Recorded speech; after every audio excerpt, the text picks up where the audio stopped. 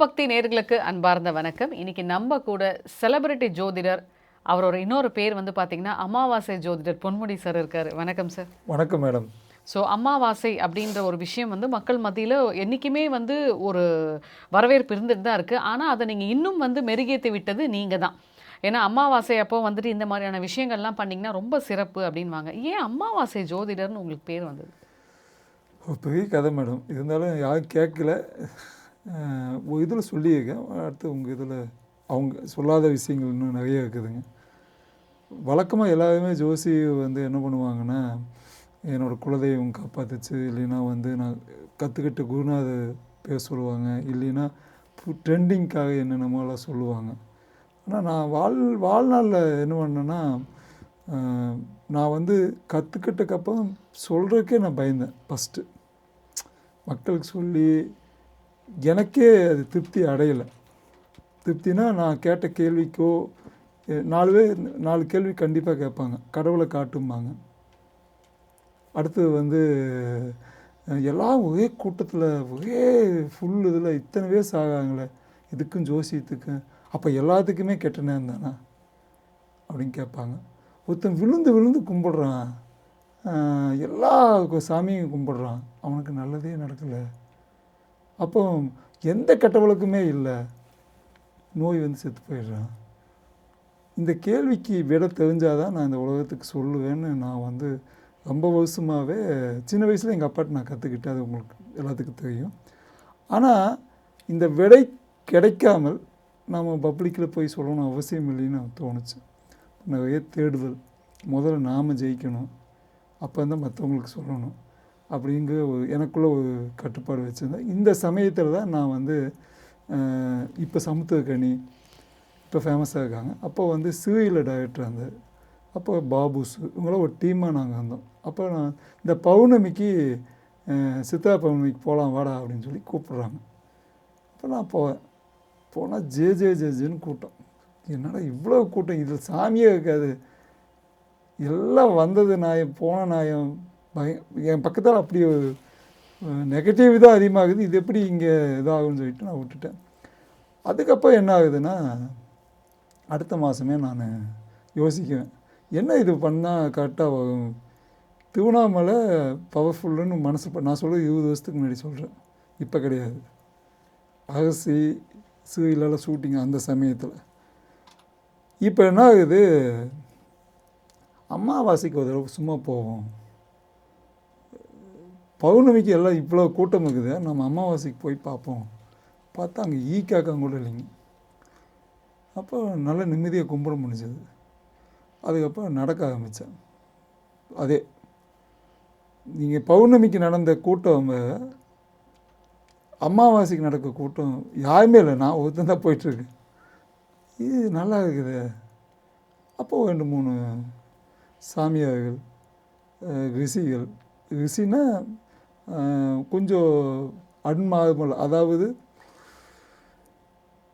கடவுளையே தெய்வமாக கும்பிட்டுட்டு இருக்கவங்க, அதெல்லாம் நடந்தாங்க. கடவுள் தான், அவங்க மாலையெல்லாம் நிறைய போட்டு அப்படியெல்லாம் அங்கே நடந்தாங்க. 5 பேர் 10 பேர் நடந்து வைப்போம்.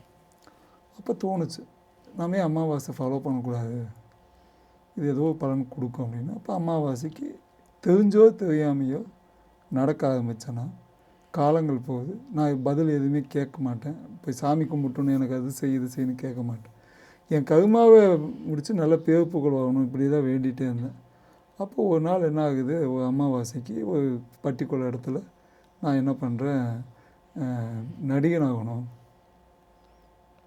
நான் ஒரு நடிகன் ஆகணும், அடுத்த மாதம் இந்த டேட்டுக்குள்ளே ஃபஸ்ட்டு ஒரு விமோசன் ஆகி கேட்க. ஏன்னா நான் பகல் நேரத்தில் என்ன பண்ணுவேன்னா, நான் ஒரு தேட்டர் ஆர்டிஸ்ட்டாக ஒரு ட்ராமா குரூப்பில் ஆக்டிங் கிளாஸ் கற்றுட்ருக்கேன். ஆனால் என்ன ஆகுதுன்னா, எல்லோரும் செலக்ட் ஆகாங்க, நான் மட்டும் செலக்ட் ஆக மாட்டேங்க. ஸ்டேஜில் நல்ல பேர் நல்ல நேமெல்லாம் கிடைக்கிது எல்லாம். என்னடா எட்ஜில் இப்படியே ஆகிட்டு இருக்கும்போது, அப்போ அந்த அமாவாசை அன்னைக்கு நான் வந்து சத்தியம் பண்ணுறேன், இந்த அமாவாசையில் நான் வந்து அடுத்த அமாவாசைக்குள்ளே நான் இந்த ஊருக்குள்ளே நடிகன் ஆகலை அப்படின்னா நான் இங்கேயே மாய்ச்சிக்குவேன், இறந்துடுவேன், சூசைட் பண்ணிக்குவேன் மாதிரி சொல்லி அழுதுட்டோம். இது நான் பண்ணுற நேரம் வந்து நைட்டு ஒரு 2 மணி இருக்கும். அப்போ வேண்டுதல் வச்சோன்னா நான் பாட்டுக்கு வந்துடுறேன். இன்னும் 1 மாதம் தான் வாழ போவோம். அடுத்த மாதம் இந்த டேட்டுக்குள்ளே இறந்துருவோம். இங்கேயே திருவண்ணாமலையிலேயே சும்மா நடக்கல. அது ரொம்ப இது பண்ணி 10 வருஷமாக நடந்துகிட்ருக்கேன். எந்த பலனும் ஒரு சின்ன இம்ப்ரூவ்மெண்ட் ஆகலை. இப்போலாம் 10 நாள் நடந்தாவே எனக்கு ஏதாவது நடக்குமான்னு கேட்கறது தான் இந்த உலகம். 10 வருஷம் ஒவ்வொரு அமாவாசைக்கு போயிட்டுருக்கேன். ஒரு சத்தியம் பண்ண 10வது வருஷம் ஒரு சத்தியம் பண்ணுறேன். இத்தனை நாள் வேண்டியிருக்கேன், இத்தனை நாள் நடந்திருக்கேன், எனக்கு எந்த இதுவுமே கொடுக்காம நீ இருக்கையே, ஊருக்கும் அத்தனை பேரும் ஆகா ஓவோன்னு சொல்கிறானுங்க அப்படின்னு சொல்லி வேண்டுறேன். அந்த மாதம் என்ன ஆகுது, என்னோடய கிளாஸில் எனக்கு எப்பவுமே 2 ஃபோன் வச்சுருந்தேன். அப்போது அதில் இன்னொரு ஃபோனுக்கு வந்து ஒரு கால் வருது. சாய்க்கான்னு சொல்லிட்டு ஒரு நடிகை கேட்கும் அப்படின்னு. அவர் சீரியல் பண்ண மாட்டேங்காரு. இப்போ என் மனசாட்சி என்ன சொல்லுதுன்னா, இது நாம் நடித்தா நல்லா இருக்குன்னு தோணுது, ஆனால் கேட்க முடியாது. வந்தது சாய்க்கானுக்கு. சரின்னு சொல்லி போட்டு என்ன பண்ணேன், என்னோடய மாஸ்டருக்கு அனுப்பினேன். மாஸ்டர் இந்த மாதிரி 6 அடியில் ஒரு ஆள் வேணும்னு கேட்காங்க, நீங்கள் வேணால் உங்களுக்கு யார் நல்லா டேலண்டாக இருக்காங்களோ அவங்கள அனுப்புங்கன்னு சொல்லி அனுப்பிடுறேன். அவர் அந்த நம்பர் கொடுத்து பேச சொல்கிறேன். அந்த சீரியல் வந்து ஃபேமஸான சீரியல், அன்னைக்கு இருக்கக்கூடிய நம்பர் 1 சீரியல். இப்போது எங்கள் கிளாஸில் 35 பேர் இருக்காங்க, நான் கடைசி ஆள். இப்போ என் மாஸ்டர் என்ன பண்ணுறாருன்னா ஒரு 5 பேர்த்த அனுப்புறாரு. அதில் என் பேரும் சேர்த்திடுறாரு, என்னையும் கூப்பிட்றாங்க, செலக்ட் ஆகிடுறேன். அதான் ஆனந்தம்னு சொல்லிட்டு ஒரு சீரியல். கரெக்டாக 10-15வது நாள் நான் செலக்ட் ஆகிடுறேன். கூப்பிட்றாங்க, கூப்பிட்டு எல்லாமே நீ கரெக்டாக இருக்குது, பட் ஆனால் ஒரு 10 எபிசோடு தான் வரும், இந்த மாதம்லாம் அடுத்த மாதம்தான் நாங்கள் வந்து ரிலீவ் பண்ணுவோம், இப்போதைக்கு ஒரு சில சீன்ஸு ஒரு 2 நாள் ஷூட் இருக்குது அப்படின்னு. அந்த 2 நாள் போகும்போதெல்லாம் எப்படி எடுக்காங்கன்னா, என் கையை மட்டும் எடுக்காங்க, என் கண்ணை மட்டும் எடுக்காங்க, என் நான் கை பிடிச்சி இதுதான் எடுத்துகிட்டு இருக்கேன், ஜம்பிங் இப்படி தான் எடுத்துகிட்டு இருக்கேன். நான் ரொம்ப இதெல்லாம் வராது போல இருக்குது, சும்மா ஒரு சின்ன பிரேம் அவ்வளோதான். நம்ம இதுலேருந்து பெருசாக நம்ம என்ட்ரியாக போகலன்னு நினச்சி விட்டாச்சு. அந்த அமாவாசை வருது, அந்த வெள்ளிக்கிழமை அன்றைக்கி கரெக்டாக வெள்ளிக்கிழமை வருது அமாவாசை, நான் கிளம்பியாச்சு. வெள்ளிக்கிழமை எபிசோடில் 8:30 மணிக்கு என்னோடய கண்ணு மட்டும் போட்டு என்னோடய ஃபோட்டோ ஒரு ஆள் காட்டுறான். அந்த ஃபோட்டோவில் இடவேளை போடுறாங்க, தொடவுன்னு போடுறாங்க. கால் எனக்கு பறக்குது. ஊருக்கு அத்தனை பேர் எனக்கு கால் பண்ணுறான். நான் அந்த திருவண்ணாமலை இறங்கக்குள்ளே யாரெல்லாம் என்னை ஊரில் தப்பாக பேசினாங்களோ, பிழைக்க தெரியாதவன், சினிமாவை போயிட்டு இத்தனை வருஷம் சுற்றிட்டு இருக்கேன்னு சொன்னவன் அத்தனை பேருமே எனக்கு கால் பண்ண ஆரம்பிச்சிட்டான். ஆக்சுவலாக நீங்கள் தானே ப்ரெடிக்ட் பண்ணீங்க சேதுபதி சாருக்கு, விஜய் சேதுபதிக்கு ஜாதகத்தை பார்த்துட்டு. இப்போ என்ன ஆகுது, ஜெயிச்சிட்டேன். கருமா பயங்கரமான தோஷம் உடச்சி இப்போ பேர் வர வச்சிட்டேன். ஊரெல்லாம் என் பேர் அமாவாசை ஜோதிடர். அமாவாசை அன்னைக்கு நடந்தது. அதுக்கப்புறம் தான் அமாவாசை ஜோதிடர் ஆனதுக்கு பெரிய கதை உண்டு. இது ஒரு சின்ன சாம்பிள் சொல்கிறேன். இப்போ என்ன ஆகுது, அது மூலிமா நான் பேர் வந்துடுச்சு. உடனே அது மூலிமா நிறைய நடந்துகிட்டே இருக்குது. ஒரு ஸ்டேஜில் நடிகனாக பேர் வாங்க எல்லாம் முடியுது. இப்போ எனக்கு ஒரு தொழில் தேவைப்படுது. ஊரெல்லாம் ஜோசிகாரனுங்கெல்லாம் ஏமாற்றிட்டு இருக்கானுங்க, எனக்கு ஒரு நிரந்தரமான தொழிலே கொடுக்க மாட்டேங்க அப்படின்னு சொல்லும்போது, நீங்கள் இப்போ சொன்னீங்களே விஜய் சேதுபதி பேர் சொன்னது, அமாவாசை அன்னைக்கு ஒரு இன்டர்வியூ எடுக்காங்க. நான் திருவண்ணாமலைக்கு கிளம்பிகிட்ருக்கேன், ஒரு கால் வருது, இந்த மாதிரி ஒரு சேனலில் வந்து இன்டர்வியூ கொடுத்துட்டு போங்க அப்படின்னு வந்து உண்மையை சொல்கிறேன். அவங்க வந்து ரொம்ப நாள்லாம் பண்ணல, உடனே வெட்டி உடனே போட்டாங்க. அதுவும் அவங்க அமாவாசை அன்றைக்கி தான் ரிலேவ் ஆகுது, ஃபேமஸ் ஆகுது. அந்த இன்டர்வியூவில் ஒரு பதில் என்ன சொல்கிறேன்னா, அமாவாசை சுற்றினால், இந்த அமாவாசை திருவண்ணாமலை சுற்றினால் என்றைக்கும் தோக்காதுன்னு நான் பதில் சொல்கிறேன். இது காலம் வந்து அன்னத்தன்னைக்கு அந்த இன்டர்வியூ பெரிய பேர் வாங்கி இன்றைக்கி உங்கள் முன்னாடி உட்கார வச்சது. அமாவாசை நான் என்றைக்குமே மிஸ் பண்ணதில்லை. அமாவாசைக்கு ஒரு ஆள் தான் சுற்றிட்டு இருந்தோம், இன்றைக்கி 1,00,000 பேர் சுற்றுறதுக்கு காரணம் அந்த அமாவாசை. இப்போ நமிதா மேடமை சமீபத்தில் கூட்டிகிட்டு போயிருந்தேன் அந்த அமாவாசை காலகட்டத்தில். அப்போ நமிதா மேம் நடந்து வர வழியில் என்ன சொன்னாங்கன்னா, மாஸ்டர் உங்களுக்கு ஒரு ஐக்கான் வேணும், நீங்கள் அமாவாசை சமயத்தில் தான் உங்களுக்கு எல்லாமே நடக்குது, நீங்கள் ஏன் அமாவாசை ஜோதிடம் வைக்கக்கூடாது அப்படின்னு சொல்லி அவங்க அம்மா வாயால் எனக்கு பேர் வச்சு விட்டாங்க. அதனால் அன்று முதல் அமாவாசை ஜோதிடராக மாறினேன். Great great sir. இப்போது பொதுவாக அமாவாசையில் பிறக்கிறவங்கலாம் வந்து ரொம்ப பவர்ஃபுல்லாக இருப்பாங்களா சார்? பவர்ஃபுல். எப்படி என்ன மாதிரியான பவர்ஃபுல்லாக இருப்பாங்க சார்? அவங்ககிட்ட என்ன ஒரு விஷயம் விசேஷமாக இருக்கும்? அவங்க போய் ஒரு கடவுள்கிட்ட போய் நின்று வேண்டாங்க வைங்க, அமாவாசை அன்னைக்கு போய் அவங்க குலதெய்வ கோயில்லையோ ஒரு சிவன் கோயில்லையோ இல்லை சுடுகாட்டு சாமி, எனி சாமி, எந்த சாமி வேணாலும் இருக்கலாம். இப்போ மாயக்கொள்ளை, மசான கொலை இதெல்லாம் இருக்குது. அங்கே போய் நின்று கூட கும்பிடலாம். அமாவாசையில் வந்தவங்களுக்கு போய் நின்று கும்பிடும்போது அவங்களுக்கு இருக்க கஷ்டம் அவங்களுக்கே தெரியாது. இந்த அமாவாசை நம்மளுக்கு வேலை செய்யுமா செய்யாதான்னு கண்டுபிடிக்க அவங்க இத்தனை நாள் எனக்கு இந்த கேள்வி இருக்குது. இப்போது அமாவாசையில் நிறைய பேர் பிறந்திருப்பாங்க இல்லையா, அவங்களுக்கு வந்து எப்படி அதை ஆக்டிவேட் பண்ணுறது பண்ணணும். இந்த மாதிரி கோயிலுக்கு அமாவாசை அன்னைக்கு எந்த கோயிலுக்கு போனால் நம்மளுக்கு வேலை செய்யுதுன்னு கண்டுபிடிக்கணும். நான் அது நடக்கும்போதே எனக்கு ஒரு டெஸ்ட்டு நான் பண்ணிக்கிட்டேன். எங்கூட வாசுன்னு சொல்லிட்டு ஃபேமிலி ஃப்ரெண்டு, அவள் அமாவாசையில் பிறந்தவள். எங்கே போனாலும் நம்ம பின்னாடியே அவையும் நான் கூப்பிட்டு வச்சேன். இன்றைக்கி அவருக்கு கல்யாணமே ஆகாமல் அந்த சமயத்துலேருந்து கல்யாணம் ஆகி வீடு கட்டி நல்ல பசங்க கண்டு கார் வசதியோடு வாழ்கிறார். அவள் ஜாதகத்தில் அவ்வளோ இல்லை. ஆனால் அமாவாசை பிறந்த ஒரே காரணத்தினாலையும் அமாவாசை அன்னைக்கு எங்கே இருந்தாலும் அவள் திருவண்ணாமலைக்கு வந்துடுவார். நீங்கள் சொன்ன அந்த ஆக்டிவிட்டி அவருக்கே தெரியாமல் நான் ஆக்ட் பண்ண வச்சேன். அது எப்படி வந்து அவரோட திசைகள் வேலை செய்ய வைக்கணும், எப்படி வந்து அமாவாசை அன்னைக்கு போனால் நான் ஜெயிக்க. அதுக்காக ஒரு தடவை போனதுனால எல்லாம் நடந்துடாது, தொடர்ந்து எங்கேயுமே நடக்காது. நீங்கள் ஒரு சாதாரண காதலும் கூட ஒரு தடவை போய் ஐ லவ் யூன்னு சொல்லிட்டா ஒன்று அந்த பொண்ணு சூப்பர்ப்பா அப்படின்னு பல முறை முயற்சி பண்ணி எங்கேயாவது இடத்துல உன்னை நீங்கள் நம்ம நல்லவன் தான் அப்படின்னு நிரூபிக்கிறதுக்கு ஒரு சந்தர்ப்பம் கிடச்சிக்கப்போ தான் அந்த பொண்ணு என்ன சொல்லுது, பதிலுக்கு ஓகேன்னு. அப்போது பொண்ணுக்கே அந்த நிலைமைனா இப்போ கடவுள்கிட்ட போய் நீ ஒரே ட்ரிப்பில் நீ வந்து போய் கும்பிட்டோன்னே எல்லாம் நடக்கும். அப்படியெல்லாம் எந்த சாமிக்கிட்டையுமே இல்லை.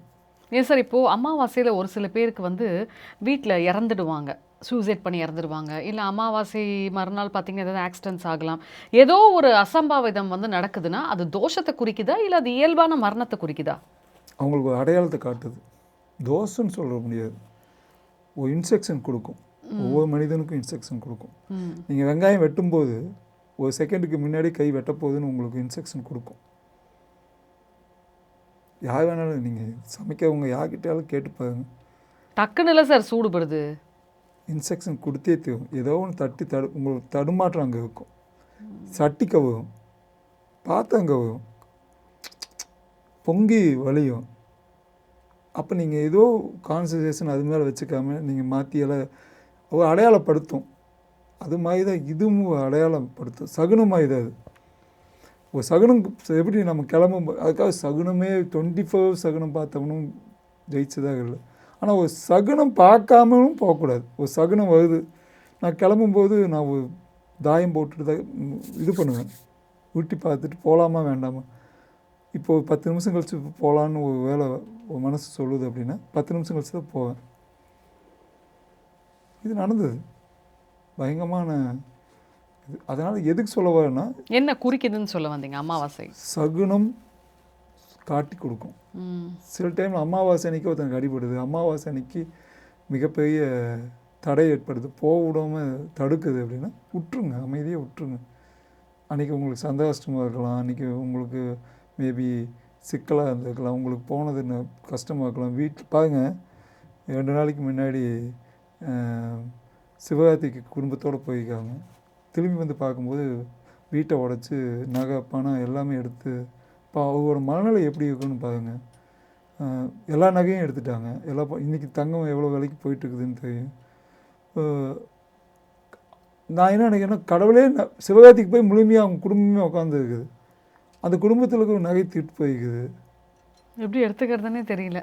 அப்போ கடவுள் அங்கே இருக்கா இல்லையா அப்படின்னு. அப்போ நீ எவ்வளோ பாவம் பண்ணியிருப்பா இப்படியும் யோசிக்கலாம்லவா. அப்போ பாவம், அப்போ என்ன சார் சொல்ல வரீங்க? கஷ்டப்படுறவங்கலாம் பாவம் பண்ணவங்களா இல்லை ஒருத்தவங்களுக்கு எதிர்ச்சியாக நடக்கிறவங்களாம் பாவம் பண்ணுறவங்களா? சேர்த்தி வச்ச காசு காணாமல் போகுது, எடுத்துடுறாங்க, அது கோயில் அன்னைக்கே பண்ணுறாங்க. 2 விதமாக யோசிக்கணும். ஒன்று இந்த சைடு வந்து பாவம்னு சொல்லணும், இன்னொரு சைடு வந்து நீ எந்த ஜென்மத்தில் என்ன கருமா பண்ணியோ அதை வந்து இங்கே கணக்கு தீர்க்கக்காக வந்துருக்குதுன்னு நினைக்கணும். இப்போ கடவுளே இல்லை அப்படி இந்த நிமிஷத்துல அவனோட மனநிலை எப்படி இருக்குன்னு பார்க்கணும். நீங்கள் நம்மளால் கண்ணு தெரிஞ்சு நான் ஆராய்ச்சி பண்ணுறது நான் இது அவர் வந்து இப்படி ஒன்று நடந்தது, இந்த சிவராத்திரிக்கு நடந்தது. நீங்கள் நியூஸில் பார்த்தீங்கன்னா தெரியும். இப்போ நான் உட்காந்து அதை யோசிப்பேன், என்ன ஏன் நடந்தது, அந்த மனுஷனுக்கு ஏன் நடந்தது. நான் அவன் கடவுள் நம்பினவன் தானே, கண்டிப்பாக அவன் ஏமாற்றிக்கூடாதுல்ல, இன்ஸ்ட்ரக்ஷன் கொடுத்து வைக்கணுமில்ல. அதே மாதிரி தான் கண்ணு தெரியாதவங்ககிட்ட போய் நீங்கள் யாராவது கண்ணு தெரியாதவங்க கூட்டிகிட்டு வந்து இன்டர்வியூ எடுங்க. உனக்கு கடவுள் மேலே என்னைக்காவது கோபம் வந்ததான்னு கேளுங்க. வரலான்னு தான் சொல்லுவாங்க. ஏன் Might be கண்ணு அவங்ககிட்ட தெரிஞ்ச ஒரு நாம கதாநாயகன். வந்து கடவுளே இல்லை, என்ன அது கடவுள், ஒரு கேங் கடவுள் இல்லைங்குது, ஒரு கேங் கடவுள் இருக்குதுன்னு சொல்கிறான். கண்ணு தெரியாதவங்க அடித்து சொல்லணுமில்ல. நிறைய பேர்த்த போய் கேட்டேன், கடவுள் அவங்க கண்ணுக்கு தெரியுதுன்னு சொல்கிறாரு.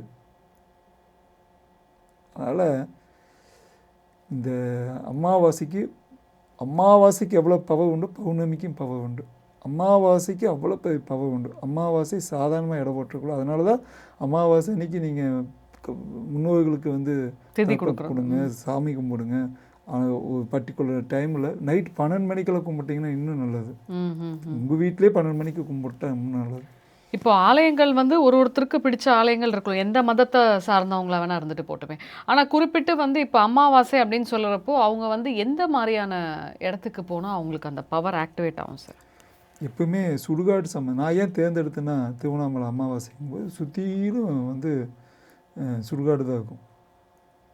அந்த யமலிங்கம் லைனாக சுடுகாடு இருக்கும். கடைசி ஈசான்லிங்கம் ஆப்போசிட் எல்லாமே அங்கே சுடுகாடு தான் அதிகமாக இருக்கும். அதனால தான் அங்கே பவர் அதிகம். அது மாதிரி ஒரு தேர்ந்தெடுக்கணும்.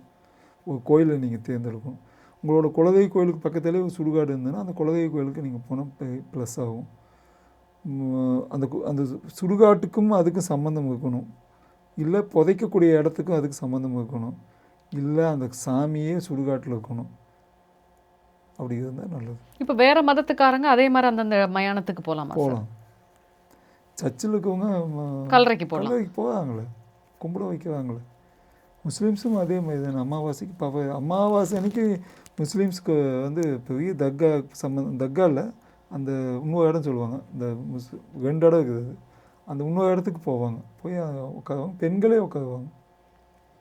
ஏன் சார் இப்போ பொதுவாக அமாவாசையில் இப்போ வந்துட்டு ஏன் சார் வந்து மனநிலை சார்ந்தவங்களுக்கெல்லாம் வந்து ஒரு மாதிரியாக இருக்காங்க? ஒரு டிப்ரெஷன் ஆகும், ஒரு ஹை டெம்பர் ஆகும், கடலே கொந்தளிக்கும். இவ்வளோ சயின்டிஸ்ட் சொல்கிறாங்களே, அமாவாசை பௌர்ணமிக்கு ஏன் கடல் கொந்தளிச்சு வருது அப்படின்னு யாருமே சொல்லலையே இன்னும். அதுக்கு விட கண்டுபிடிக்க முடியலையே. அமாவாசை பௌர்ணமிக்கு கடலுக்குள்ளே போட் எடுத்துகிட்டு போக மாட்டாங்களே, சீற்றமாக இருக்கும். ஏன் சொல்லிச்சா இன்றைக்கி அமாவாசைன்னு யாருக்காவது கடல்கிட்ட போய் சொன்னாங்களா? அப்போ அதெல்லாம் ஒரு கணக்கு தானே. இவங்க அந்த கணக்கை மிஸ்யூஸ் பண்ணக்கூடாது. இவங்க சொல்கிறாங்க கடவுளே இல்லைன்னு சொல்கிறவன் இந்த அமாவாசை பௌர்ணமிக்கு ஏன் வந்து கடல் வந்து சீற்றம் அடையுது, சயின்ஸ் எங்கேருந்து வந்தது, இதெல்லாம் கணக்கு தாங்க. அதனால் கணக்கு கரெக்டு தான். சொல்கிறவனோட வாக்கு, சொல்கிறவனோட முகம், சொல்கிறவன் யார், இது பார்க்கணும். அவனுக்கு என்ன கணக்கு தெரியுதா? ஸ்கூலில் கிளாஸ் ஃபஸ்ட்டு வந்தவனும் இருக்கான், டிஸ்ட்ரிக்ட் ஃபஸ்ட்டு வந்தவனும் இருக்கான், ஸ்டேட் ஃபஸ்ட்டு வந்தவனும் இருக்கான். ஆனால் எல்லாத்துக்குமே ஒரே டீச்சர் தான் சொல்லி கொடுத்து வைப்பாங்க, ஒரே பாடம் தான் சொல்லி கொடுத்து வைப்பாங்க. இப்போ ஸ்டேட் ஃபஸ்ட்டு வந்தவன் பக்கத்தில் ஒருத்தன் உட்காந்து வைப்பான், அவன் ஃபெயில் ஆகிப்பான் கணக்கில். அப்போ இவன் எப்படி பார்த்தான், எப்படி இது பண்ணான், இவனோட இது தேவைப்படுது. குறிப்பிட்ட இந்த அமாவாசையில் பெண்கள் பிறந்தால் அவங்க இன்னும் பவராக இருப்பாங்களா சார்?